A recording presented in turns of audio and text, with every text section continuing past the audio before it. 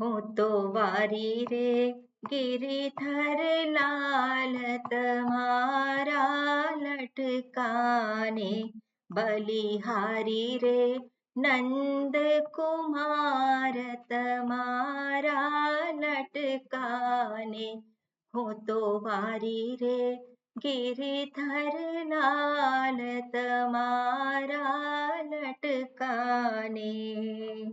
लटके गोकुल गाय चरावी, लटके वाद्यो वंश रे, लटके दावानળ ने पीधो, लटके मार्यो कंस તમારા લટકાને.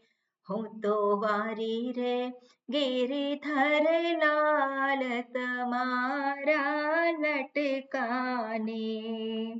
લટકે गिरि गोवर्धन तोड्यो, लटके पर्वत धारी रे, लटके जल जमुना मा पेठा, लटके नाथ्यो काळी તમારા લટકાને. હું તો વારી રે गिरिधर लाल તમારા લટકાને.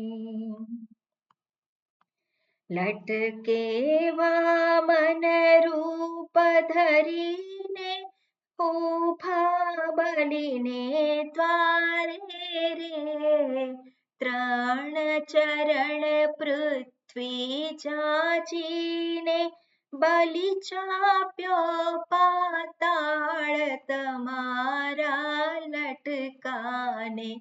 હું તો વારી રે गिरिधर लाल તમારા લટકાને. લટકે નરસિંહ રૂપ ધરીને, પ્રહલાદ ને ઉગાર્યો રે, લટકે અસુરનું ઉદર ઉખેડી, हिरणाकंस विदार्यो તમારા લટકાને. હું તો વારી રે गिरिधर लाल તમારા લટકાને. લટકે રઘુવર રૂપ ધરીને, પિતૃ આજ્ઞા પાળી રે, લટકે રાવણ રણ મારોડ્યો, લટકે સીતા વાળી તમારા લટકાને. હું તો વારી રે गिरिधर लाल તમારા લટકાને. એવા એવા લટકા છે ઘણેરા, લટકા લાખ કરોડ રે, લટકાળો મહેતા નરસિંહનો સ્વામી, હિંડે મોઢા મોઢ તમારા લટકાને. હું તો વારી રે गिरिधर लाल તમારા લટકાને, બલિહારી રે નંદ કુમાર તમારા લટકાને. હું તો વારી રે गिरिधर लाल તમારા લટકાને. ओम हरि ओम श्री गुरुभ्यो नमः. हरि ओम. ओम सहना भवतु, सहनौ भुनक्तु, सह वीर्यं करवावहै, तेजस्विनावधीतमस्तु मा विद्विषावहै. ओम शांति शांति शांतिः. शङ्करं शङ्कराचार्यं केशवं बादरायणं, सूत्रभाष्यकृतौ वन्दे भगवन्तौ पुनः पुनः. ईश्वरो गुरुरात्मेति मूर्तिभेदविभागिने, व्योमवद्व्याप्तदेहाय दक्षिणामूर्तये नमः. दयाकरं दयाकारं दान्तं धर्मप्रवर्तकं प्रणमामि दयानन्दं मदाचार्यवरं परम्. ઓકે, મંગલાચરણનું વાક્ય. હા કુસુમબેન.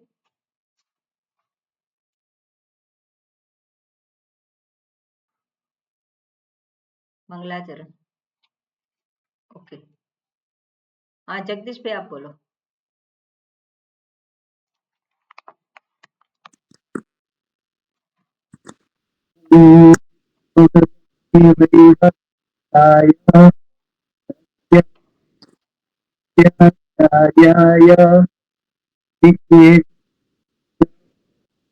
અવાજ બહુ કપાય છે.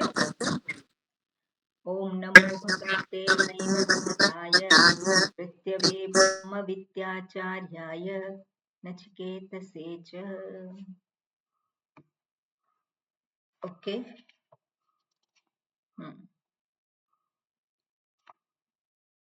આપણે જોઈ રહ્યા હતા 6ઠો 7મો મંત્ર. બરોબર, માં કહ્યું છે, મંત્ર બોલું છું.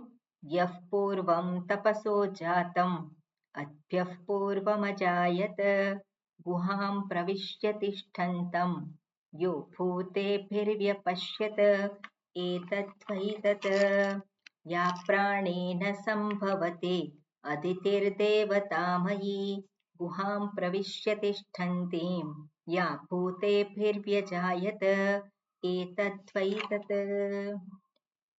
ઓકે, આમાં જે ચર્ચા અત્યારે આપણે ચાલી રહી છે, સમષ્ટિ અને વ્યષ્ટિનું એકત્વ. સમષ્ટિ અને વ્યષ્ટિ એક જ છે, પણ જ્યારે વ્યષ્ટિ પોતાને વ્યષ્ટિ એટલે વ્યક્તિ પોતાને જ્યારે સમષ્ટિથી જુદી ગણતી હોય, જગતથી જુદી ગણતી હોય વ્યક્તિ, ત્યારે આ વસ્તુને વધારે સ્પષ્ટ થાય એટલા માટે આપણને કહેવામાં આવે છે. એટલે વ્યષ્ટિ એ સમષ્ટિથી ક્યારેય જુદી નથી અને એ વસ્તુનો જ અહીંયા ભાર આપે છે. અને કઈ રીતે દર્શાવે છે? તો કે જગતની જે ઉત્પત્તિ થઈ છે એમાં સૌથી પહેલા હિરણ્યગર્ભ, અને હિરણ્યગર્ભ જેને કહ્યું છે સૂત્રાત્મા, જેને કહ્યું છે સમષ્ટિ સૂક્ષ્મ શરીર. તો સમષ્ટિ સૂક્ષ્મ શરીરથી વ્યષ્ટિ સૂક્ષ્મ શરીર ક્યારેય પણ જુદું નથી. જે તત્વો અહીંયા છે સૂક્ષ્મ શરીરના, એ જ તત્વો દરેક પ્રાણીની પાછળ છે. દરેક જીવ છે એની પાછળ પણ સૂક્ષ્મ શરીર એ જ રહેલું છે. સૂક્ષ્મ શરીરનો કોઈ આકાર નથી. સૂક્ષ્મ શરીરનો કોઈ આકાર નથી. એ જે શરીરની પાછળ ગોઠવાય એ શરીરને આધારે એ પ્રગટ થાય અને એ શરીરને આધારે એ પોતાના અનુભવો કરે છે. જે કંઈ અનુભવો થતા હોય એ શરીરને જે ઉપાધિ મળી છે, જે સ્થૂળ શરીર, એને આધારે એને સુખ અને દુઃખના અનુભવ થાય છે. એટલે પ્રાણી માત્રના અનુભવો બધા કેવા છે? જુદા જુદા છે. જે સુખ મને મળે એ સુખ આપણે જોઈએ કે પેલું પ્રાણી હોય, ગાય હોય, એને સુખ ના મળે. આપણને જેમાંથી સુખ મળે છે એવું એમાંથી એને સુખ ના મળે. એને સુખ મળે છે એમાંથી આપણને સુખ ના મળે. એટલે જે વિષયો છે એ જુદા છે અને એ વિષયોમાંથી પ્રાપ્ત થતું જે સુખ છે એ પણ જુદા પ્રકારનું છે. એટલે આ રીતે આપણે જોઈએ કે જે કંઈ જીવ છે, જે કંઈ સ્થૂળ શરીરની પાછળ સૂક્ષ્મ શરીર છે, એ સર્વત્ર એક જ સૂક્ષ્મ, એકની જ અભિવ્યક્તિ છે. અને કોની અભિવ્યક્તિ છે? તો હિરણ્ય ગર્ભની જ અભિવ્યક્તિ અહીંયા આ તૈજસ રૂપે છે. હિરણ્ય ગર્ભ જેને સમષ્ટિ કહું, પણ સમષ્ટિ એ વ્યષ્ટિથી જુદું છે ખરું? જ્યારે કહીએ વ્યષ્ટિ એ સમષ્ટિથી જુદી નથી, તો સમષ્ટિ એ વ્યષ્ટિથી જુદું છે? ના કહેવાય, કારણ કે વ્યષ્ટિ વગર સમષ્ટિ ના હોઈ શકે. એટલે આ જે લેવલ, જે વ્યવહારિક લેવલની વાત કરે છે, પારમાર્થિક સત્ય છે બંનેની પાછળનું એક જ છે અને આપણે કહીએ પરમાત્મા બ્રહ્મ. બંનેની પાછળ એક જ સત્ય છે, પણ વ્યવહારિક સ્તરે આપણે જોવા જઈએ તો ત્યાં પણ શું છે? એકત્વ છે. અને હવે શાસ્ત્ર વાત કેમ કરે છે? કારણ કે પેલો હું જે છે અહીંયા શરીરની સાથે જકડાયેલો છે, આ એક ઉપાધિની સાથે જકડાયેલો છે, એમાંથી એ પોતે બહાર નીકળી અને બીજું વિચારી શકે. બીજું શું વિચારી શકે? આમાંથી જ્યારે પેલું શું કહેવાય, જેલમાં પૂરાયેલો છે. એને હંમેશા વિચારો આવે છે, તો વિચારો શેના આધારે આવે છે? પોતાના અનુભવ સિવાય કયા વિચારો આવે છે? શેના વિશે વિચાર કરી શકે છે? તો અનુભવને આધારે જ પોતાની વિચારસરણી છે. જે અનુભવો થયા છે, કેવા અનુભવો થયા છે? તો સુખદ અનુભવો પણ થયા છે, દુઃખદ અનુભવો પણ થયા છે, અને એને આધારે જ આખી વિચારસરણી એની ઊભી થઈ છે. અને એ અનુભવોને આધારે જે વિચારસરણી થઈ છે એને શું કરે છે? આની અંદર જે અનુભવયુક્ત પેલો હું છે એમાં જાણે કે જકડી રાખેલો છે. એમાંથી વિચાર કરવા માટે એનાથી છૂટું થાય, અને એમાંથી છૂટું થાય એટલા માટે કઈ રીતે? એટલે આપણે ભગવદ્ ગીતામાં જુદી રીતે દર્શાવ્યું હોય, કર્મયોગની વાત કરી હોય, કર્મયોગની વાત કરી હોય, અહીંયા પણ એ થોડીક જુદી રીતે વાત કરે છે. એ જ વસ્તુ છે પણ જુદી રીતે. ઈશ્વર જ અભિવ્યક્ત થયો છે ત્યાં દર્શાવ્યું છે. તો અહીંયા શું દર્શાવે છે? હિરણ્ય ગર્ભ જ વ્યવહારિક સ્તરે બતાવે છે કે હિરણ્ય ગર્ભ જ સર્વરૂપે પ્રગટ થયેલ છે, અને સર્વરૂપે પ્રગટ થયેલ છે તો આમાં કોઈ વિશેષતા નથી. આમાં કોઈ વિશેષતા નથી. જે સમષ્ટિમાં છે એ જ અહીંયા છે. અને આ રીતે દર્શાવી અને મારી જે વિચારસરણી છે એ આમાંથી, આજે અનુભવમાં જે અટવાયેલી છે એમાંથી થોડીક બહાર નીકળી શકે. કારણ કે મને ચિંતા કોની થતી હોય છે? ચિંતા કોની થાય છે મને? લોકોની ચિંતા થાય કે મારી ચિંતા થાય છે? પોતાની ચિંતા થતી. મારું શું થશે, મારે જે મારું પેલું, એટલે મારું જે છે એટલે હુંની ચિંતા થાય છે. પણ એ હું જે છે એ કેવો છે? મર્યાદિત છે. એ મર્યાદિત હું જે ગોઠવાઈ ગયેલો છે, એટલે આપણે શું કહીએ કે આપણું જે વ્યક્તિત્વ જે છે એ વ્યક્તિત્વ એમાં પેલો જે માને છે પોતાને, શું માને છે? હું કરતા ભોગતા, અને હું કરતા છું, હું બધું કરું છું અને હું ભોગવું છું. આ એક શું છે? આપણા વ્યક્તિત્વનો એક બેઝ છે. એ બેઝ ઉપર જ આપણું જીવન છે. આપણે કહીએ જે આપણે ગણીએ છીએ આપણી જાતને હુંને, એ હુંને જે ગણીએ છીએ એની ઉપર જ આખું આપણું વ્યક્તિત્વ જે છે રહેલું છે. અને એ વ્યક્તિત્વને આપણે પકડી રાખેલું છે. અને આપણે વ્યવહારિક રીતે જે મને ખબર પડે એ જ ઉપાયો કરું છું છૂટવા માટે. મને જે અનુભવો થાય છે દુઃખના, અને દુઃખમાંથી છૂટવા માટે મને જે ખબર છે એવા જ ઉપાયો કરું છું એમાંથી છૂટવાનું. પણ અહીંયા શાસ્ત્ર આપણને કંઈક જુદી રીત બતાવે છે. તો અનુભવથી છૂટ. કઈ રીતે છૂટ? એનો અનુભવ કરીને છૂટેવું નહીં, કે અનુભવથી ભાગી જઈને છૂટેવું નહીં, પણ અનુભવ, મને જે અનુભવ થાય છે એ કોઈ વિશેષ અનુભવ થાય છે એવું નથી. જ્યાં જ્યાં અંતઃકરણ હોય ત્યાં ત્યાં અનુભવ થવાનો જ છે. જ્યાં જ્યાં અંતઃકરણ છે ત્યાં ત્યાં એ પોતે પેલો એકલો વ્યક્તિ જે છે એને માનેલું છે હું એટલે કેટલો? હું એટલે આ સ્થૂળ શરીરની પાછળ છે, જે સૂક્ષ્મ શરીર રૂપે છે એ જ છે, અને એને જ પોતે મહત્વ આપે છે. એટલે એમાંથી બહાર નીકળવા માટે શ્રુતિ આપણને દર્શાવે છે કે જે અહીંયા છે એ જ સમષ્ટિમાં છે. તું જો, તને કોઈ વિશેષ કાંઈ થાય છે એવું નથી, તને જ થાય છે એવું નથી, પણ જગતમાં પણ આ પ્રમાણે જ છે, કોઈ જુદું નથી. અને એટલે તો પછી શું થવાનું છે કે પેલું ગઈકાલે મેં કહ્યું ને કે હું આજ, પણ એને બદલે શું થાય? હું પણ આ જે કહીએ, પહેલા હું, પછી મારું, અને પછી આ શરીર. પહેલા શું થાય? હું જ શરીર, પણ હું જ શરીર એમાંથી મારું શરીર. વિચાર કરું ત્યારે શું થાય? મારું શરીર. હું શરીર નહીં, મારું શરીર. પણ મારું શરીર એ અટકી નથી જવાનું. શું છે? આ શરીર. આ શરીર કહીએ એટલે શું છે? બીજા શરીરનો પણ સમાવેશ થઈ ગયો. થયો કે નહીં?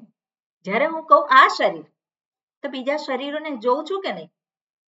એને જોઉં છું, એનો પણ સમાવેશ થાય. અને આ શરીર જ મહત્વનું છે એવું નથી. શું છે?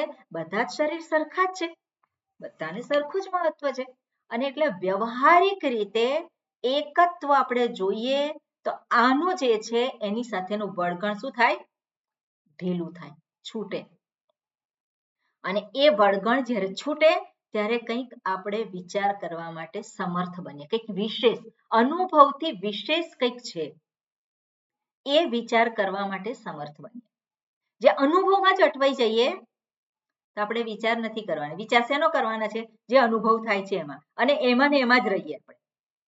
એટલે પેલું શું છે, પેલું ગૂંચળું છે, અને ગૂંચળામાંથી નીકળવા માટે આપણે શું કરીએ? પ્રયત્ન કરીએ, પણ એ ગૂંચળામાં ને ગૂંચળામાં જ અટવાયા કરે. પણ એમાંથી બહાર નીકળીએ ક્યારે? જ્યારે અનુભવને છોડીએ, અનુભવમાં અટવાઈએ નહીં. અને એટલા માટે શાસ્ત્ર આપણને સમષ્ટિની વાત કરે.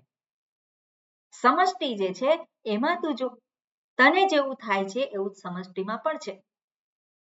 આપણે જોઈએ કે મહાભારત કાળમાં કે એનાથી પૂર્વે જે બધી સમસ્યાઓ હતી એ અત્યારે છે કે નહીં? એ છે કે નહીં? સમસ્યાઓ બદલાય છે, એના રૂપ બદલાયા છે, એની અભિવ્યક્તિ બદલાય છે, પણ સમસ્યાઓ બદલાઈ ગઈ, સમસ્યાઓ શાંત થઈ ગઈ, એવું થયું ખરું ક્યારેય? એવું નથી થતું. એટલે સમસ્યાઓ તો રહે જ છે, પણ એ સમસ્યાઓ રહે છે. હું આ સમસ્યા આવી, હવે એને કેવી રીતે પાર પાડું? પણ એ સમસ્યામાંથી મુક્ત થવા માટે એ પ્રયત્ન કરે, ત્યાં એમાંથી બહાર નીકળે, ત્યાં બીજી સમસ્યાઓ. એટલે સમસ્યાઓ તો રહેવાની જ છે, અને હું સમસ્યાઓમાં જ મારું મન અટવાયેલું રહે તો ક્યારે કંઈ ઉત્કૃષ્ટ છે એના વિશે વિચાર કરે. અને એટલે એમાંથી મનને મુક્ત કરવા માટે આ જે વ્યક્તિત્વ એ વિશેષ નથી. સમષ્ટિમાં જે કાંઈ વ્યક્તિત્વ છે એ બધામાં જ આનો પણ સમાવેશ થઈ ગયો. એટલે પેલો અનુભવને જ મહત્વ આપે એવું રહે નહીં. અહીંયા જે અનુભવ થાય છે બીજા ત્યાંય અનુભવ થાય છે. અને કયા પ્રકારના અનુભવ થાય છે આપણે જોયું કે કેવી રીતે અનુભવ થાય છે. તો ઇન્દ્રિયોનો વિષય સાથે સંપર્ક થાય છે કે નહીં? એવું ઇન્દ્રિયોનો વિષય સાથે સંપર્ક થાય છે અને ત્યાં મને ભાન થાય છે વિષયનું. અને વિષયનું ભાન થયું તો મને જ્યાં ચક્ષુરેન્દ્રિય છે એટલે એનાથી રૂપ ગ્રહણ થયું. તો મારી ચક્ષુરેન્દ્રિય છે એ વિશેષ છે. જ્યાં જ્યાં ચક્ષુરેન્દ્રિય છે ત્યાં ત્યાં રૂપનું ભાન થાય છે કે નહીં? એટલા માટે આપણે વ્યષ્ટિ એ સમષ્ટિ, સમષ્ટિ એ વ્યષ્ટિ, સૂક્ષ્મ રીતે સૂક્ષ્મ સ્તરે બંને એક જ છે. વ્યવહારિક સ્તરે આ જે છે વાત અહીંયા જે શાસ્ત્ર કરે છે એ વ્યવહારિક સ્તરે. અને જો આપણે આ રીતે વિચાર કરીએ તો શાસ્ત્ર જે સત્ય દર્શાવે છે એ જ સત્ય જે હું, અને એ જ જે આપણે કહીએ છીએ કે એ પરમાત્મા, એ જ આ જગત રૂપે છે. એટલે જગતમાં પણ એ સત્યને જોઈ શકીએ આપણે, અને એ સત્યનું આપણે દર્શન કરી શકીએ જગતમાં, તો ત્યાં સર્વાત્મ ભાવની પ્રાપ્તિ થઈ શકે. શાસ્ત્ર કહે છે સર્વાત્મ ભાવ. તો સર્વાત્મ ભાવ કઈ રીતે? એક જ છે બધું. અને એક જ છે કઈ રીતે? સ્થૂળ રીતે પણ બધું એક જ છે, બધું પંચ મહાભૂતમાંથી બનેલું છે. સૂક્ષ્મ રીતે પણ એક જ છે. એને જોવાના દ્રષ્ટિકોણ જુદા જુદા છે. એક વ્યષ્ટિ દ્રષ્ટિકોણ છે અને બીજો સમષ્ટિ દ્રષ્ટિકોણ છે. પણ સમષ્ટિ અને વ્યષ્ટિ એ જુદા નથી. ક્યારે જુદા છે? ક્યારેય જુદા નથી. પેલો જીવ જે આવે છે આ શરીરમાં એક પુરાયો, આપણે શું કહેવું પડે? પુરાઈ ગયો. કારણ કે એમાંથી મુક્ત થતો નથી એટલે પુરાઈ ગયો. અને પુરાયો અને ફરી પાછો એને એનું પ્રારબ્ધ પૂરું થાય એટલે ત્યાંથી ધક્કો વાગે. પણ ધક્કો વાગે ફરી પાછું ક્યાં જાય છે? બીજા શરીરમાં. બીજા શરીરમાંથી ફરી પાછું ધક્કો મારે એટલે પાછું શું થાય? ત્રીજા શરીરમાં. તે તો હંમેશા શરીર તો બદલ્યા જ કરે છે. તો શરીર બદલ્યા કરે છે તો ક્યાં આવે છે? આ વ્યવહારિક જગતમાં જ આવે છે. ક્યાં આવે છે? આ વ્યવહારિક જગતમાં આવે છે. ક્યાં જવાનું હતું? બીજે ક્યાં જાય? બીજી કોઈ જગ્યા છે એના માટે જવાની? કોઈક ને કોઈક શરીર ધારણ કરવાનો છે. અને આપણને ખબર છે કે કયું, આપણે કૂતરાનું શરીર કે પેલા ગધેડાનું શરીર કે ગાયનું શરીર કે સિંહનું શરીર આપણે ધારણ નહીં કર્યું હોય એવું છે ખરું? કોઈક ને કોઈક શરીર તો ધારણ કરેલા છે ને, બધા શરીર ધારણ કરેલા છે આપણે, બરોબર ને? તો હવે એ શરીર જે છે એ વ્યવહારિક છે કે નહીં વ્યવહારિક? અને વ્યવહારિક છે તો વ્યવહારિક અનુભવ થાય છે બધા, જે સુખ અને દુઃખ જે અનુભવો થાય છે બધા, એ તો સમાન છે કે નહીં? આ વ્યવહારિક જગતમાં બધા અનુભવ થાય છે. એટલે એમાં ભેદ ક્યાં છે? પેલું વ્યવહારિક જગતમાં જે છે બધા જીવ જે છે કેવા છે? જીવ રૂપે સમાન છે. એટલે આપણે આ એક હું મનુષ્ય, અને મનુષ્ય એમાં હું એક સ્ત્રી કે હું પુરુષ, પછી બ્રાહ્મણ, હું ક્ષત્રિય, હું પટેલ, પછી હું આ આપણે એક પેલા શું છે આંચળા ઓઢી લીધેલા છે. એ શું છે? આપણું વ્યક્તિત્વ જે કહીએ છીએ, શું કહીએ છીએ? આ શરીર પ્રાપ્ત થયું અને આંચળા બધા ઓઢી લીધા અને એને આધારે પછી આપણે જીવન જીવીએ છીએ. પણ એ આંચળા ઉતરી જાય, એ ઉતારે કોણ? શાસ્ત્ર સહાય કરે આપણને, પણ ઉતારે કોણ? પોતે જ ઉતારવાના છે. અને પોતાને એ આંચળા ઉતરી જાય ત્યારે જોઈ શકે કે આ બધું જ જે છે એમાં જીવ છે. બધા જીવો છે, આવે છે અને જાય છે. આ અનંત કાળની અંદર બધા શરીરો જે છે, કેટલા શરીરો છે, કેટલા જીવો છે? આ જગતની અંદર આપણે જોઈએ કોઈક એક વ્યક્તિ, કુંભ મેળામાં કેટલા લોકો ગયા અને એમાં કોઈક વ્યક્તિનું મૃત્યુ થયું. એક વ્યક્તિનું મૃત્યુ થયું, કેટલા લોકો જાણે છે ને? કેટલા જાણે છે ને? કેટલા જાણવાના હતા? પેલું આપણે કહીએ પેલું કીડીનું મૃત્યુ થયું હોય એનાથી વિશેષ શું થાય? બીજા લોકોને એના જે નજીકના છે એને તકલીફ થાય થોડી, પણ આખા જગતમાં આટલા કુંભ મેળામાં લાખો કરોડો લોકો હોય અને એક વ્યક્તિનું મૃત્યુ થયું, પેલા કરોડો લોકો છે એને શું થાય? એને પેટનું પાણી હાલે? એને કઈ થાય? એટલે આપણી જે સિદ્ધિ આપણે લઈને ફરીએ છીએ આ શરીરને આધાર, એ કેટલા જગતમાં વિસ્તરિત છે અને એને જ આપણે ધારણ કરી રાખીએ. પણ એનાથી આપણે ઉપર ઉઠીએ, એક જીવ તરીકે આપણે પોતાને જોઈએ કે આ જીવ એક આવ્યો છે આ શરીરમાં અને આ શરીરમાં કાયમ નથી રહેવાનું. આ શરીર તો એને છોડવાનું છે કે નહીં? આ શરીર છોડવાનું છે અને શરીર છોડીને પછી બીજા શરીરમાં જવાનું છે, ત્યાં સુખ દુઃખ ભોગવવાનું છે. પણ આ જીવ જે છે એ તો બધા કેવા છે? આ એક સૃષ્ટિમાં એક ક્રમ ગોઠવાયેલો છે અને એની અંદર બધા આવે છે અને જાય છે. અને તો આપણી દ્રષ્ટિ જે છે આ એક શરીર સુધી, સ્થૂળ શરીર સુધી, એના અનુભવો સુધી સીમિત નથી રહેતી, પણ શું છે? એનાથી ઉપર ઉઠેલી છે.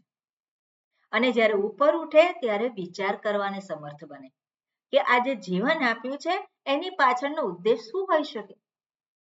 એ વિચાર ક્યારે કરી શકે? જ્યારે અનુભવનમાં જ અટવાયેલો હોય તે વિચાર ના કરી શકે, કારણ કે મન એને માટે અવેલેબલ જ નથી.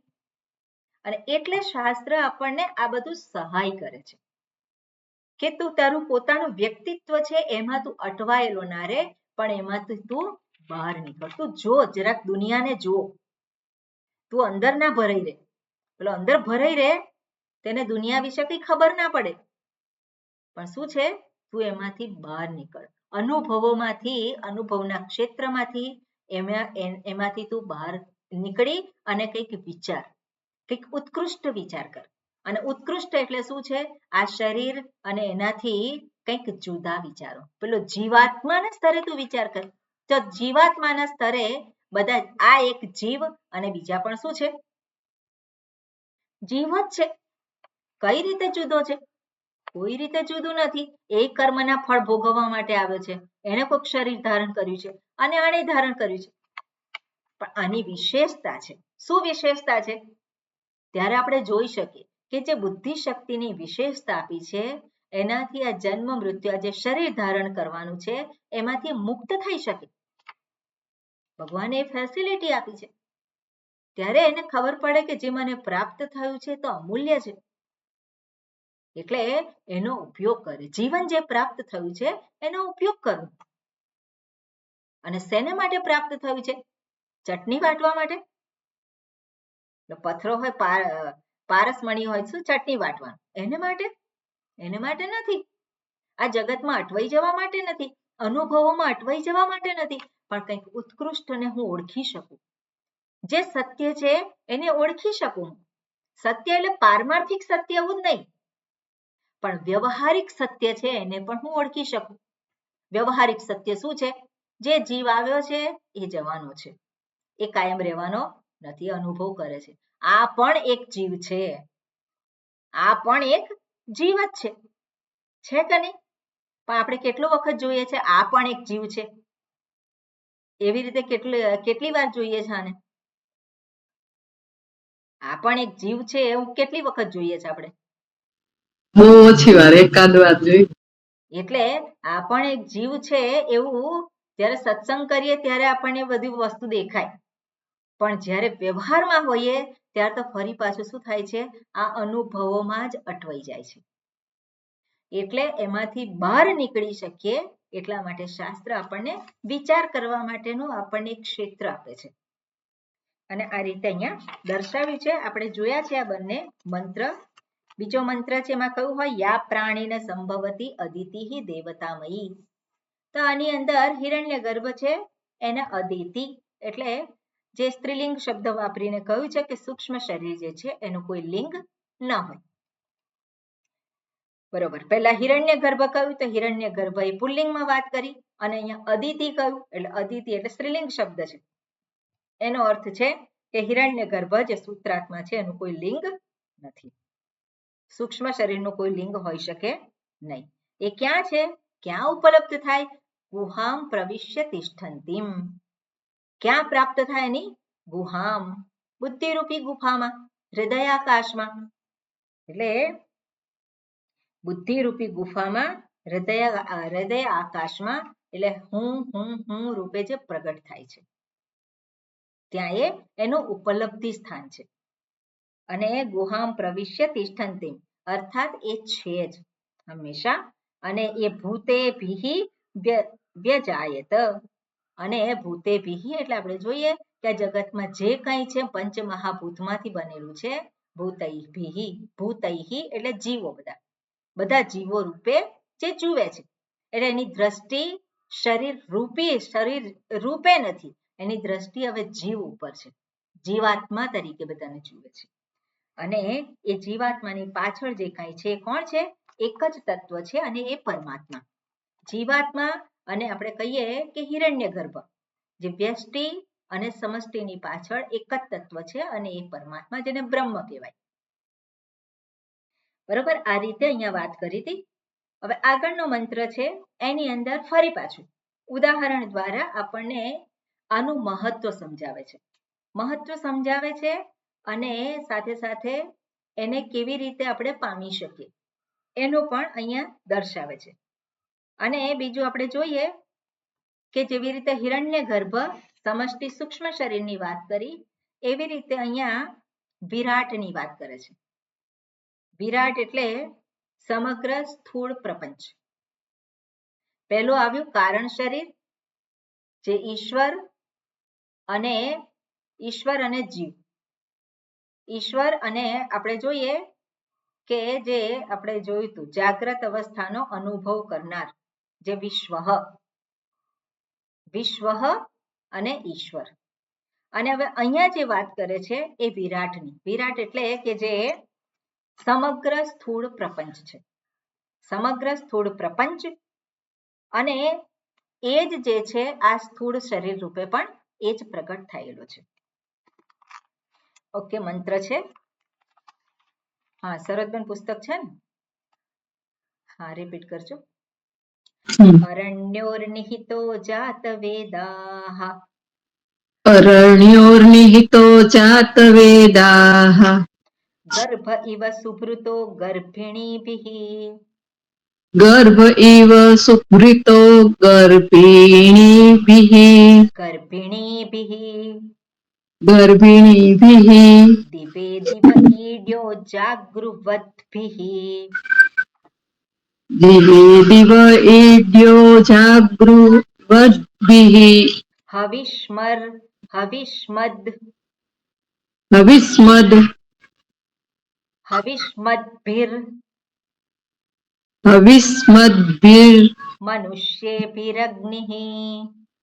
મનુષ્યેભિરગ્નિઃ. એતદ્વૈતત. ઓકે. માં શબ્દ જોઈએ, જુદા કરી જરાક આપણે. અરણ્યોઃ નિહિતઃ જાતવેદાઃ ગર્ભઃ ઇવ સુભૃતઃ ગર્ભિણીભિઃ દિવે દિવ ઈડ્યઃ જાગૃવદ્ભિઃ હવિષ્મદ્ભિઃ મનુષ્યેભિઃ અગ્નિઃ એતદ્વૈ તત.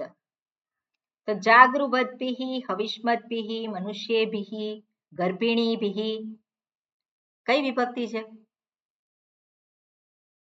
તૃતીયા બહુવચન. તૃતીયા વિભક્તિ બહુવચન છે, બરાબર ને? હવે અહીંયા શું દર્શાવે છે? બધા શબ્દોનું જરાક એ કહું તો અરણ્ય.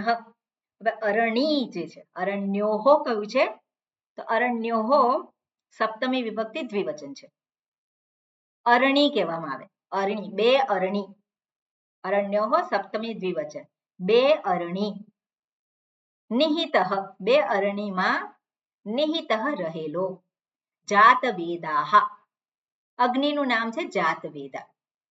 એટલે જાતવેદ અગ્નિ બે અરણીની વચ્ચે રહેલો છે. આગળ શબ્દ છે ગર્ભ ઇવ. જેવી રીતે ગર્ભ સુભૃતઃ ધારણ કરેલો છે. કોના દ્વારા? ગર્ભિણીભિઃ. જે ગર્ભિણી સ્ત્રી છે એના દ્વારા ગર્ભને જેવી રીતે ધારણ કરેલો છે. આગળ છે દિવે દિવ ઈડ્યઃ. દિવસે દિવસે, દિવે દિવે એટલે શું છે? દિવસે દિવસે. ઈડ્યઃ, ઈડ્યઃ એટલે પૂજ્ય. પૂજ્ય આરાધ્ય એટલે પૂજ્ય કહેવાય, આરાધ્ય કહેવાય. જાગૃવદ્ભિઃ, જાગૃવદ્ભિઃ એટલે જાગ્રત, જાગ્રત વ્યક્તિ દ્વારા. જાગૃવદ્ભિઃ એટલે જાગૃવત.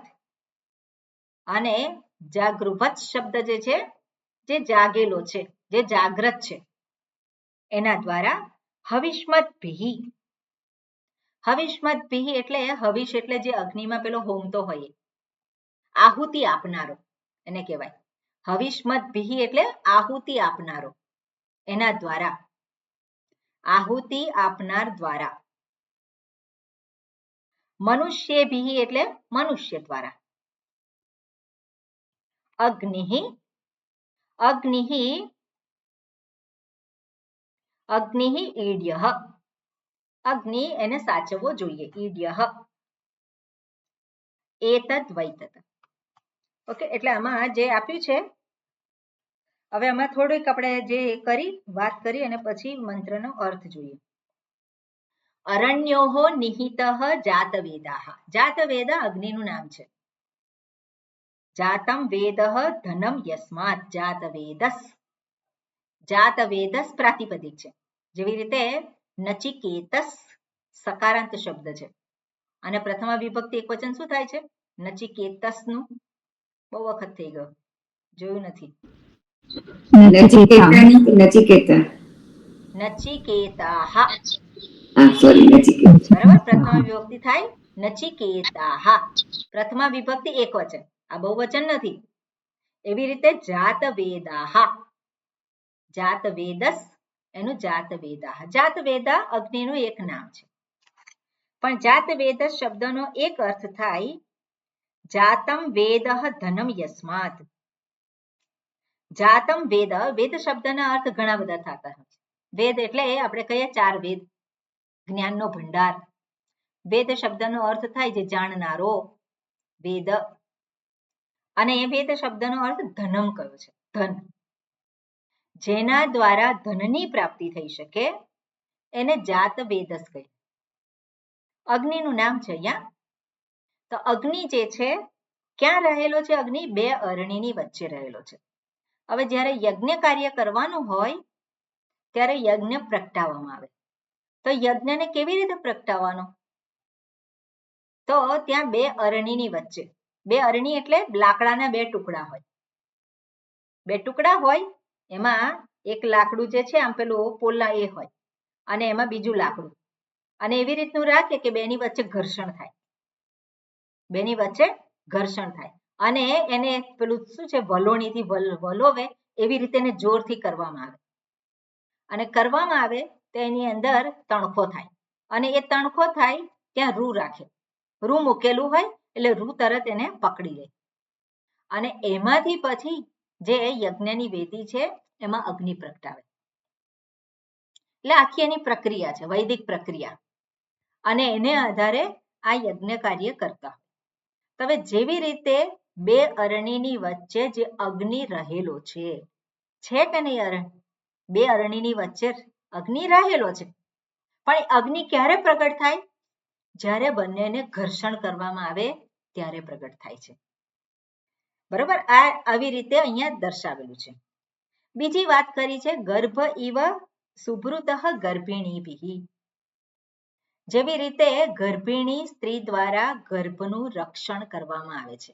સુભૃત ધારણ કરેલો છે જેવી રીતે ગર્ભિણી સ્ત્રી દ્વારા ગર્ભને ધારણ કરેલો છે હવે ગર્ભને ધારણ કરેલો હોય જે સ્ત્રીએ એનું ધ્યાન હંમેશા ક્યાં હોય એનું ધ્યાન ક્યાં હોય જે બાળક હોય એની તરફ જ એનું ધ્યાન હોય એટલે જે કંઈ ખાવાનું છે એની જે ચેષ્ટાઓ છે એ બધી જ કઈ રીતની છે બધી એ ગર્ભને યોગ્ય હોય એને આધારે હોય એટલે કહ્યું હોય કે ગર્ભ રક્ષણ યોગ્યત્વમ છે એ શું કરે એનું રક્ષણ એનું અન્નપાન જે છે એ બધું જ કેવું થાય એને અનુલક્ષીને થાય એની બધી ચેષ્ટાઓ એને આધારે થાય અંદર આવશે જ ભાષ્યમાં બરોબર એ કેવું છે ખૂબ સારી રીતે રક્ષાયેલો છે ગર્ભ દેખાતો નથી આપણને પણ અંદર એની હાજરી છે એની હાજરી છે અને કેવું છે એનું રક્ષણ કરવા યોગ્ય છે અને એ રક્ષણ કરે છે એ સ્ત્રી એવી જ રીતે દિવે દિવે ઈડ્યઃ દિવે દિવે ઈડ્યઃ દિવસે દિવસે દરેક દિવસે ઈડ્યઃ જાગૃવદ્ભિઃ હવે જાગૃવદ્ભિઃ એટલે જે જાગ્રત છે હવિષ્મદ્ભિઃ એટલે જે હોમ કરનારો જે છે આહુતિ આપનારો છે અને કોણ છે મનુષ્ય છે એટલે બે વસ્તુ અહીંયા દર્શાવી છે એક તો જાગ્રત એવો આહુતિ આપનારો મનુષ્ય જે જાગ્રત છે અને જે આહુતિ આપનારો છે એવો વ્યક્તિ દિવે દિવે ઈડ્યઃ રોજ રોજ એ આહુતિ આપે છે એટલે અહીંયા જે વૈદિક કાળમાં જે પેલા ગ્રહસ્થીને માટે જે શાસ્ત્ર એને દર્શાવે છે એને કરવાનું વિહિત કર્મ દર્શાવે છે અગ્નિ કર્મ તો એને એ અગ્નિ કર્મ રોજ એને આહુતિ આપવાની હોય સવાર અને સાંજે આહુતિ આપવાની હોય એટલે એને શું કરવું પડે પેલો અગ્નિ છે દરેક વખતે પેલી માચીસ લઈને કરે એ ના ચાલે એને પ્રગટાવે છે કેવી રીતે બે અરણીની વચ્ચેથી એને પ્રગટાવેલો છે અને એ પ્રગટાવેલો છે પછી એ શમી ના જાય એનું ધ્યાન એને રાખવાનું જો એનું શમન થઈ જાય તો ફરી પાછું એને શું કરવું પડે આખી એક વિધિ કરવી પડે અને વિધિ કરી અને ફરી પાછો પ્રગટાવવો પડે એટલે શું કરે કે એને સાચવે એટલે એને સાચવવાની રીત હોય અને અહીંયા સાઉથમાં આપણને જોવા મળે જે પેલું કુશ હોય આપણે કુસ્કી કહીએ ને એવી એક પ્રકારની કુસ્કી હોય અને એ એમાં રાખી મૂકે એટલે શું છે ધીમું ધીમું બળ્યા કરે એટલે જે ઘાસ એમાં એ જે છે એ ધીમું ધીમું એમાં બળ્યા કરે અને જ્યારે આહુતિ આપે એટલે ફરી પાછું શું થાય એ પ્રજ્વલિત થાય એટલે આ રીતે એને હંમેશા સાચવી રાખે તો હવે સાચવી રાખવા માટે એને જાગ્રત રહેવું પડે અને એટલા માટે કહેવામાં આવે કે એ જે છે કેવો છે જાગ્રત છે એમાં આહુતિ આપનારો છે એ જેવી રીતે એનું રક્ષણ કરે છે પેલી ગર્ભિણી સ્ત્રી છે એ પણ જેવી રીતે ગર્ભનું રક્ષણ કરે છે બરોબર આ બે ઉદાહરણ આપ્યા અને એવી જ રીતે જે સમષ્ટિને ઓળખવા માંગે છે એટલે સમષ્ટિની પાછળ પરમાત્માને ઓળખવા માંગે છે એને પણ એની દ્રષ્ટિ છે એની સમજદારી છે એનું એને શું કરવાનું? રક્ષણ કરવાનું. શાસ્ત્ર થકી જે સમજદારી પ્રાપ્ત થાય એનું રક્ષણ કરવાનું. એનું રક્ષણ કરવા માટે શું કરવાનું? આહુતિ આપવાની. શું આહુતિ આપવાની? આહુતિ કઈ આપવાની? એમાં પેલો જાગૃત રહી અને એનું રક્ષણ. એટલે શું કરવાનું? પૂરેપૂરું ધ્યાન એનું એ ઉપર જ હોવું જોઈએ. એટલે એનું ધ્યાન જે છે એ ક્યાં હોય? જે શાસ્ત્ર પ્રતિપાદિત સત્ય છે એ સત્ય ઉપર. હવે સત્ય ઉપર હોય એટલે પેલી બુદ્ધિને ત્યાં ગોઠવી દીધી એવું ના હોય. કારણ કે જે દર્શાવે છે સત્ય, એ સત્ય તો સર્વ અનુભવોમાં છે, સર્વત્ર છે જ. પણ એ સર્વત્ર જે છે જ સત્ય, એની સાથેનું સતત અનુસંધાન બની રહે. જો એ અનુસંધાન જતું રહે તો ફરી પાછું પેલો જે જીવાત્મા જે પેલો આવ્યો છે એટલે અનુભવના ક્ષેત્રમાં જતો રહેવાનો છે. એટલે જે શાસ્ત્ર થકી જે કંઈ સમજદારી પ્રાપ્ત કરી છે એને જાગ્રત રહી અને ફરી પાછું શું કરવાનું છે? એનું અનુસંધાન કરવાનું છે. અને એવી રીતે એને એ સમજદારીને સાચવવાની છે. અને એ વસ્તુ અહીંયા દર્શાવે છે. એટલે અહીંયા બેની વાત કરી કે જે પેલો ગર્ભિણી બી એ દ્રષ્ટાંત છે, અને બીજું જે દાર્ષ્ટાંત તરીકે આપણે જોઈ શકીએ તો પેલો હવિષ્મત ભી જે આહુતિ આપનારો જે છે એ કેવી રીતે રક્ષણ કરી શકે, જેવી રીતે પેલી ગર્ભિણી સ્ત્રી જે છે એ રક્ષણ કરે છે, એવી રીતે એને પણ આ અગ્નિનું રક્ષણ કરવું જોઈએ. બીજું છે એના દ્વારા કહેવા માંગે છે આપણને શું ફાયદો? આવી વાતો કરીને આપણને શું ફાયદો? આપણે તો યજ્ઞ કરતા નથી, આપણામાંથી કોઈએ ગર્ભ ધારણ કરેલો નથી, આપણને શું ફાયદો? એટલે એના દ્વારા દર્શાવે છે કે જે સતર્કતા, જે જાગૃતિ આમાં જે છે એવી જ તારામાં પણ હોય. ક્યારે? જ્યારે આ જ્ઞાન યજ્ઞ ચાલી રહ્યો છે. જ્ઞાન યજ્ઞ જે છે, જ્ઞાન યજ્ઞ એટલે શું છે? કંઈક સમજદારી હું પ્રાપ્ત કરું છું. શાસ્ત્ર મને શું આપે છે? કંઈક સમજદારી. અને કઈ સમજદારી છે? વ્યષ્ટિ અને સમષ્ટિ.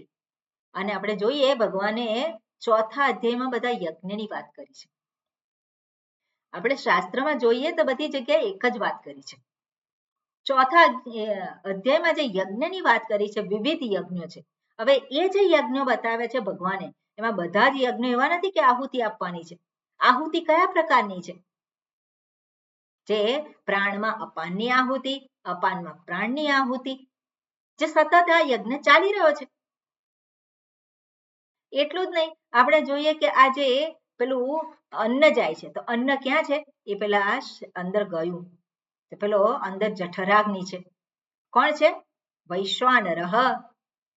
એનું પણ અહીંયા એ જ વસ્તુ નિરૂપણ કરે છે. વૈશ્વાનર જે કોણ છે? વૈશ્વાનર આ વ્યષ્ટિમાં છે, અને સમષ્ટિમાં જે છે એને જાત વેદા કહ્યું. તો આ વ્યષ્ટિમાં જે છે પેલો જે વૈશ્વાનર છે તેને સાચવવાનો હોય. એ શું છે? આહુતિ આપેલી છે. જો પેલો વૈશ્વાનર પ્રગટ થયો અંદર અને આપણે આહુતિ ના આપીએ શું થાય? એટલે ભગવાન એવી વ્યવસ્થા કરી છે, થોડા વખતે આપણે એમાં આહુતિ આપવી જ પડે. પણ એ આહુતિ આપીએ છે એ શું? યજ્ઞ દ્રષ્ટિ થઈ જાય. હું આહુતિ આપું છું, હું ભોગ કરું છું એવું નહીં, ભોગ દ્રષ્ટિ ના રહે. પણ ત્યાં શું છે? હું આ વૈશ્વાનર દેવ જે છે એને હું શું કરું છું? આહુતિ આપું છું, એને બનાવી રાખું છું, એનું રક્ષણ કરું છું. એટલે એ જે સમજદારી છે એ સમજદારી આપણી શું થાય? એનું ધ્યાન રાખવાનું છે, એનું રક્ષણ કરવાનું છે. આપણે જગતને જોઈએ અને આપણે જગતને જોઈએ અને આપણે આપણી જ દ્રષ્ટિએ જોવાનું છે જગતને.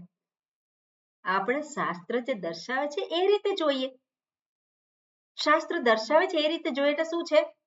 આપણે જે જોઈએ અને તરત આપણે નિર્ણય કરી દઈએ છીએ. નિર્ણય નથી કરવો મારે, પણ હું જોઉં છું અને ત્યાં હું જોઉં કે ભગવાન આ ત્યાં આંખો આપી છે અને સામે દ્રશ્ય છે અને મને દેખાય છે.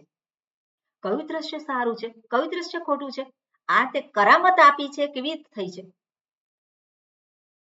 કરામત આપી છે. આ એક શું છે? એક મેજિક છે કે નહીં? જે આંખો ખુલ્લી હોય મને દેખાય બધું, તે શું થયું? જે દેખાયું છે એની આહુતિ આપી. તો આ જે સમજદારી છે એ સમજદારી મને શું કરે છે? એટલે સંસાર અને દુઃખ જે છે એમાંથી મુક્ત રાખે છે મને. એટલે આ જે કઈ સમજદારી પ્રાપ્ત થઈ હોય એને શું કરવું પડે? એને સતર્કતાપૂર્વક જાગૃત રહી અને એનું જતન કરવું પડે, એનું રક્ષણ કરવું પડે. અને કેવી રીતે રક્ષણ થાય? વારંવાર એનું અનુસંધાન, એનું ધ્યાન કરવાથી. જેવી રીતે પેલી ગર્ભિણી સ્ત્રી કેવું છે, એ જે છે પોતાના બાળકને અંદર જે છે એને આધારે પોતાનું, એ જ રીતે જે કઈ સમજદારી આપણને શાસ્ત્ર થકી પ્રાપ્ત થાય છે એને શું કરવાનું છે? આપણે જાળવી રાખવાનું. પણ કઈ રીતે જાળવી રાખવાનું છે? એમાં કંઈક એને હંમેશા એની સાથે રહીને, એનો વિચાર કરીને, બરોબર ને? એના વિશેનો વિચાર કરી, સમજદારી જે છે આપણી થઈ છે એના વિશે વારંવાર આપણે જોઈએ. આપણે આપણી જ દુનિયામાં રહીએ એવું નહીં, આપણે શાસ્ત્ર જે કહે છે એની અંદર પ્રવેશ કરીએ અને વારંવાર આ વસ્તુ થાય પછી ધીરે રહીને આપણું જે બદલાય. એટલા માટે જ શાસ્ત્રમાં અને જે સાયકોલોજીને આધારે આપણે જોઈએ તો પણ સવારનો સમય હોય અને રાત્રે સૂઈ જઈએ ત્યારે આપણે કયા વિચારો કરીએ છીએ એ મહત્વનું છે. તો રાત્રે આપણે સૂઈ જઈએ ત્યારે કંઈક સરસ કંઈક સાંભળ્યું હોય, કંઈક વિચાર કર્યો હોય, તે શું છે? એ મનમાં એ વિચાર શું છે એ જાય છે. સવારમાં જે છે મન શાંત છે અને ત્યારે કંઈક વિચાર કરીએ. કયો વિચાર? ચિંતાઓ નહીં. ચિંતા કેવી છે? ચિતા જેવી છે, એ તો બાળે છે. કહ્યું છે ને કોઈક જગ્યાએ, ચિંતા એ ચિતા જેવી છે અને પોતાને જ પહેલા બાળે. તો એના કરતા ચિંતન જે છે અને આપણને પ્રાપ્ત થયેલું છે આ વસ્તુ, એવું નથી કે બીજા બધા લોકોની જેમ છે. ઘણું બધું સામર્થ્ય આપણામાં છે, ઘણી બધી સમજદારી આપણામાં છે. તો એ સમજદારીને ફરી આપણે શું કરવાનું હોય? એને આપણે આપણા માનસપટ ઉપર લાવીએ, એનું અનુસંધાન કરીએ. એનું અનુસંધાન કરવું એ જ એને માટેની આરાધના કહેવાય, એ જ એની પૂજા કહેવાય. એ જ શું છે? એ મારા માટે એનું રક્ષણ થયું કહેવાય. અને એનું રક્ષણ થાય તો કોનું રક્ષણ થવાનું છે? મારું રક્ષણ થવાનું છે. એટલે મારે બધી ફાલતુ બાબતોની અંદર મારા મનને જવા શું કામ દઉં? બરાબર ને? એટલે આ રીતે જે સમજદારી આપણને પ્રાપ્ત થઈ હોય એની અંદર મનને ગોઠવવાનો પ્રયત્ન કરવાનો. એ શું કર્યું છે? એ આપણે એને સાચવણી કરી છે. એટલે આપણે જ્યારે સહના ભવતુ સહનૌ ભુનક્તુ, તો એ શું છે? સહ વીર્યં કરવા વહઈ. તો સહના એ પરમાત્મા જે છે રક્ષણ કરે, મારું રક્ષણ કરે. કોનું રક્ષણ? મારું રક્ષણ એટલે શું છે? મેં જે કંઈ પ્રાપ્ત કર્યું છે એનું રક્ષણ થાય.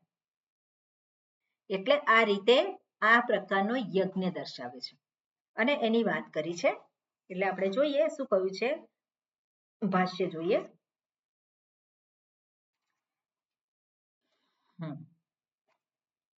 ઓકે, કોણ વાંચશે? હા, લક્ષ્મી અમ્મા. યહ અધિયજ્ઞઃ યહ અધિયજ્ઞઃ ઉત્તરાધર અરણ્યોઃ ઉત્તરાધર અરણ્યોઃ નિહિતઃ સ્થિતઃ નિહિતઃ સ્થિતઃ જાતવેદાઃ અગ્નિઃ જાતવેદાઃ અગ્નિઃ પુનઃ સર્વહવિષાં ભોક્તા પુનઃ સર્વ અવિષાં ભોક્તા અધ્યાત્મં ચ અધ્યાત્મં ચ યોગિભિઃ ઓકે યોગિભિઃ યોગિભિઃ ગર્ભ ઇવ ગર્ભિણીભિઃ ગર્ભ ઇવ ગર્ભિણીભિઃ વૈ અંતર્વત્નિભિઃ અંતર્વત્નિભિઃ ગર્હિત અન્નપાન ભોજનાદિના ગર્ભિત અન્નપાન ભોજનાદિના ઓકે અગર્હિત અન્નપાન ભોજનાદિના અગર્હિત અન્નપાન ભોજનાદિના યથા ગર્ભઃ સુહૃતઃ યથા ગર્ભઃ સુકૃતઃ સુષ્ઠુ સમ્યક કૃતઃ લોકે સૃષ્ટુ સમ્યક કૃત લોકે સમ્યક કૃતઃ લોકે સમ્યક કૃતઃ લોકે ઇત્થમ એવ ઋત્વિક્ભિઃ ઇત્થમ એવ ઋત્વિક્ભિઃ યોગિભિઃ ચ યોગિભિઃ ચ સુભૃતઃ ઇતિ એતત. સુકૃતઃ ઇતિ એતત. એટલે અહીંયા શું દર્શાવે છે? યહ અધિયજ્ઞ, જે અધિયજ્ઞ, અધિયજ્ઞ જે છે સમાસની અંદર સમાસ છે અને એનો વિગ્રહ કરવાનો હોય તો સપ્તમી વિભક્તિ, અધિ જે છે એ સપ્તમી વિભક્તિ માટે આગળ મૂકવામાં આવે એટલે આને કહેવાય પ્રાદિ તત્પુરુષ સમાસ.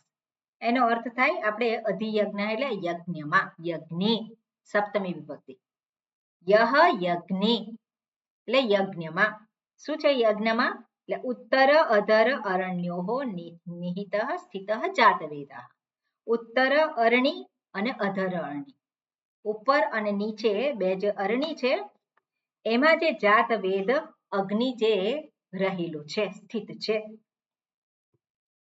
એ અગ્નિ સ્થિત જાતવેદાઃ એટલે કે અગ્નિ. પુનઃ સર્વ હવિષામ ભોક્તા અધ્યાત્મમ ચ.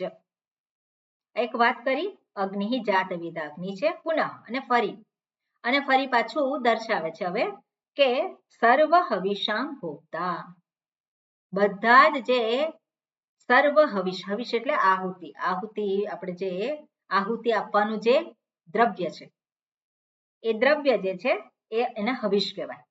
એટલે સર્વ હવિષામ ભોક્તા, આ જે અગ્નિ પ્રગટાવેલો છે અને પછી એમાં શું છે એ બધા જ હવિષ જે કંઈ એમાં આહુતિ આપવામાં આવે છે એનો એ ભોગતા છે. અગ્નિ શું કરે છે?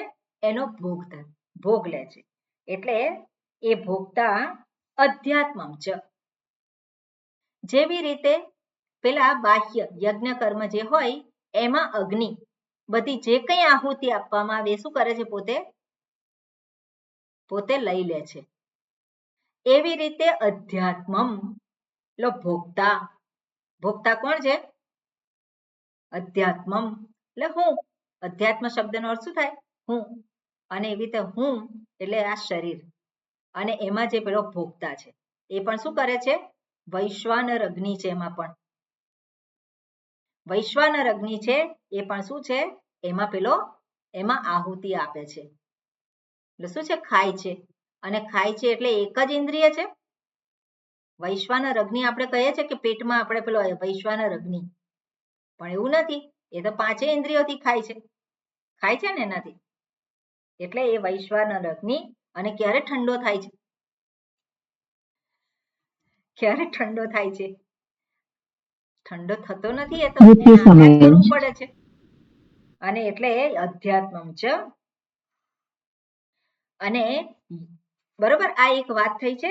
પછી આવી રીતે આ બે પ્રકારના અગ્નિ, એક જે છે બાહ્ય અગ્નિ છે એમાં પેલો આહુતિ આપે છે અને એ જ રીતે એટલે અગ્નિ ભોગતા છે. અને એવી જ રીતે વૈશ્વાનર અગ્નિ છે એ પણ શું છે? ભોગતા છે. એમાં જે કંઈ નાખવામાં આવે એ બધું એ ભોગવે છે. હવે યોગીભિઃ, યોગીભિઃ શબ્દનો અર્થ થાય પેલો ધ્યાન કરનારો. યોગીભિઃ શબ્દનો અર્થ થાય ધ્યાન કરનારો. એટલે અહીંયા દર્શાવે છે કે જે પેલો યજ્ઞ કરે છે એ યજ્ઞ કર્યા પછી ઉપાસના કરે છે. યોગીભિઃ, બરોબર, અહીંયા ઉપાસનાની વાત કરી છે. યજ્ઞ અને ઉપાસના, અને પરિણામે ઉત્કૃષ્ટ ફળની પ્રાપ્તિ થાય. એટલે જે યજ્ઞ કરે છે અને ઉપાસના પણ કરે છે, એટલે ઉપાસના કરતો હોય ત્યારે એનું ધ્યાન ક્યાં હોય? એનું ધ્યાન જે ઉપાસ્ય હોય એની અંદર હોય. અને એટલે યોગીભિઃ કેવી રીતે ધ્યાન કરે છે? ગર્ભ ઇવ ગર્ભિણીભિઃ, જેવી રીતે પેલી ગર્ભિણી સ્ત્રી છે એ ગર્ભનું ધ્યાન કરે છે, અને એવી રીતે આ યોગી જે છે, જે ઉપાસક છે, એ પણ એનો ઉપાસ્ય વિષય છે એનું એ પોતે ધ્યાન કરે છે. કઈ રીતે? તો કે અંતર્વર્તનીભિઃ. હવે ગર્ભિણીભિઃ એને અંતર્વર્તની કહ્યું છે. હવે અંતર્વર્તનીભિઃ એટલે પોતાની અંદર જ. અંતર્વર્તની એટલે શું છે? અંદર રહેલો. ક્યાં છે? સ્ત્રીને અંદર રહેલો છે. પેલો ગર્ભ ક્યાં છે? એના પેટમાં છે. એટલે અંતર્વર્તનીભિઃ અગર્હિત અન્નપાન ભોજનાદિના. અગર્હિત એટલે ગર્હિત એટલે નિંદનીય અને અગર્હિત એટલે નિંદનીય અથવા તો અયોગ્ય અને અગર્હિત એટલે શું છે? યોગ્ય. યોગ્ય અન્નપાન ભોજનાદિના. યોગ્ય જે છે, જે કંઈ અન્નપાન એટલે જે કંઈ ખાવાનું પીવાનું બીજું કંઈ જે ધ્યાન રાખવાનું છે એના દ્વારા ભોજનાદિના. યથા ગર્ભ સુભૃતઃ. જેવી રીતે ગર્ભ રક્ષાયેલો છે. રક્ષાયેલો છે એટલું જ નહીં, ગર્ભ ધારણ કરી રખાયેલો છે. ગર્ભ ટકી રહે ક્યારે? જ્યારે આ બધું ધ્યાન રાખે ત્યારે. એટલે સુષ્ઠુ ગર્ભ સુભૃતઃ સુષ્ઠુ સમ્યક ભૃતઃ લોકે. અને લોકે એટલે આ લોકમાં જોવા મળે છે. જેવી રીતે ગર્ભિણી સ્ત્રી પોતાના ગર્ભનું રક્ષણ કરવા માટે એનું ધ્યાન રાખે છે. ઈવૈ એટલે લોકે યથા ઇત્થમ એવ આ જ પ્રમાણે ઋત્વિક્ભિઃ યોગીભિઃ ચ. ઋત્વિક્ભિઃ અને યોગીભિઃ બેનું વાત કરી. હવે ઋત્વિક્ભિઃ એટલે જે બ્રાહ્મણો દ્વારા જે યજ્ઞ કરવામાં આવે અને બ્રાહ્મણો દ્વારા યજ્ઞ એટલે શું છે?